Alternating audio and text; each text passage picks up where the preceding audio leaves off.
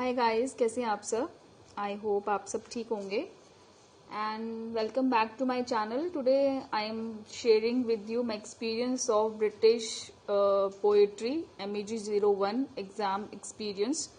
मैं 2019 जून में अपना एग्ज़ाम दे चुकी हूँ और आप लोगों को शायद यकीन नहीं होगा कि मेरा फर्स्ट अटेम्प्ट में ही एग्ज़ाम क्लियर हो गया बाय गॉड ग्रेस।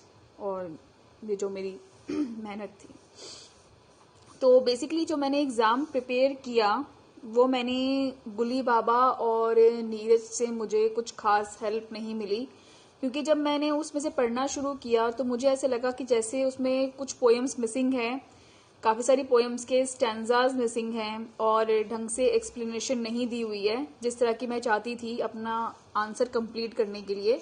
तो मुझे अपना आंसर इनकम्प्लीट लग रहा था। तो मैंने कुछ ऑनलाइन जब सर्च करना शुरू किया तब मुझे धीरे धीरे करके ऑलमोस्ट सारी पोएम्स मुझे ऑनलाइन मिल गई।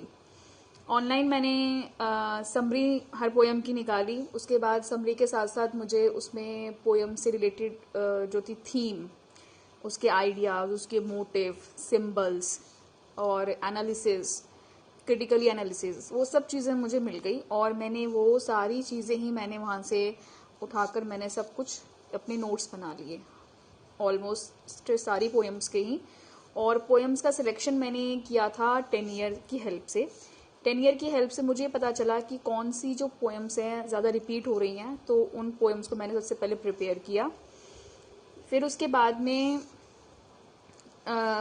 मैंने जो है ये पोएम्स मैंने प्रिपेयर की, ऑनलाइन मैंने देखा और ये सब चीज़ें करके ही मैंने अपना सारा आंसर मैंने प्रॉपरली बनाया।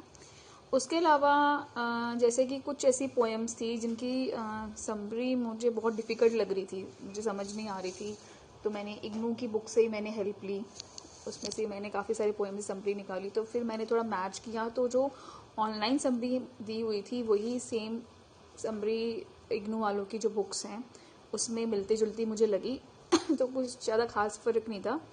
तो कुछ मटेरियल वहाँ से मैंने उठाया, कुछ मैंने ऑनलाइन लिया, कुछ शॉर्ट पोएम्स का मुझे थोड़ी बहुत समरी जो मुझे समझ आई वो मैंने गुली बाबा से भी ली। लेकिन मैं उसे रिकमेंड नहीं करूँगी कि आप अगर पोएम की प्रिपरेशन कर रहे हैं, आपका एग्ज़ाम क्लियर नहीं हो पा रहा है, तो प्लीज़ गो फॉर ऑनलाइन।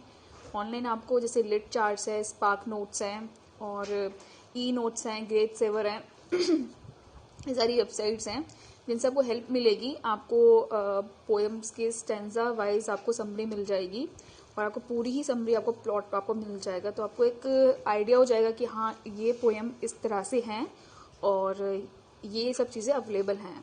तो पूरी पोएम आपको क्लियर हो जाएगी। तो जब आप आंसर लिखने बैठेंगे तो आपको ज़्यादा टाइम वेस्ट नहीं करना पड़ेगा। आप जैसे ही लाइन्स पढ़ेंगे तो आपको समझ में आ जाएगा कि हाँ ये पोएम जो है उस वाली पोएम से रिलेटेड है।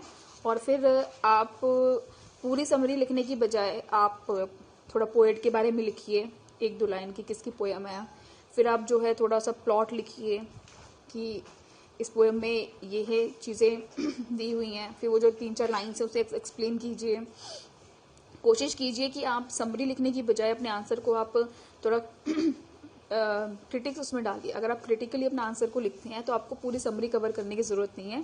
क्रिटिक्स में आपकी बहुत सारी चीज़ें आपकी उसमें इंक्लूड होती हैं और उसमें आपका कवर हो जाएगा पूरा आंसर। उसके अलावा बेसिकली मेरे से जो गलती हुई वो ये हुई कि एक तो मैं बहुत ज़्यादा कंफ्यूज थी 2-3 पोएम्स को लेके एग्ज़ाम सेंटर में कि ये वाली पोएम है नहीं है, क्योंकि आपके आसपास जो लोग बैठे होते हैं वो आपको कंफ्यूज करते हैं। तो जो आपकी अंदर से इंट्यूशन आती है कि नहीं, आपने जब ढंग से पढ़ाई की होती है तो आप श्योर होते हैं कि हाँ ये वही वाली पोएम है और मुझे यही आंसर इसका लिखना है, आपको पता होता है। लेकिन 1-2 लोग आपको कंफ्यूज करते हैं जिनको खुद भी नहीं पता होता कि आंसर क्या है और वो आपका भी गलत करा देते हैं। तो ऐसे करके मेरे साथ 2 बार गलती हुई मेरे से और मुझे 2 बार अपना आंसर पूरा कट करना पड़ा, मुझे दोबारा आंसर लिखना पड़ा।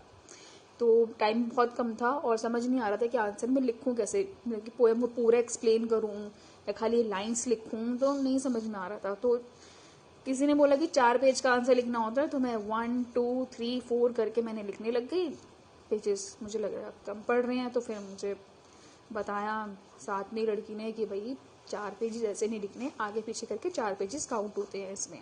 पहली बार ग्लू का एग्जाम देती, फर्स्ट पेपर था मेरा। तो जो लोग ये मिस्टेक करते हैं वो इस तरह की मिस्टेक ना करें। आगे पीछे करके आपके 4 पेजेस काउंट होते हैं। कोशिश कीजिए कि आपके जो आंसर है वो 4 पेज में कंप्लीट हो जाए। ज़्यादा कुछ आपको राम कहानी लिखने की ज़रूरत नहीं है। आपको सोचोगे आप जितना लिखोगे उतना मार्क्स मिलेंगे, ऐसे नहीं होता है। अब रेलेवेंट आपका आंसर कितना है उस पर डिपेंड करता है। और जितना हो सके समरी से बचिए। अगर आप समरी पर डिपेंड रहेंगे तो आपको मार्क्स कम मिलेंगे। जितना आप क्रिटिक्स डालेंगे उसमें, जितना आप उसकी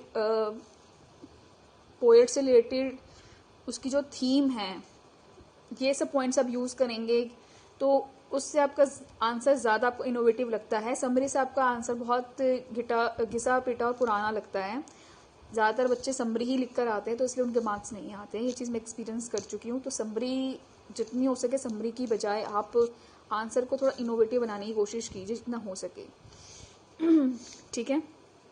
और अपने आंसर को जितना आप छोटा और रिलेवेंट लिखेंगे उतने अच्छे आपको मार्क्स मिलेंगे, बजाय आप बहुत सारे पेजेस आप लिखते जा रहे हैं।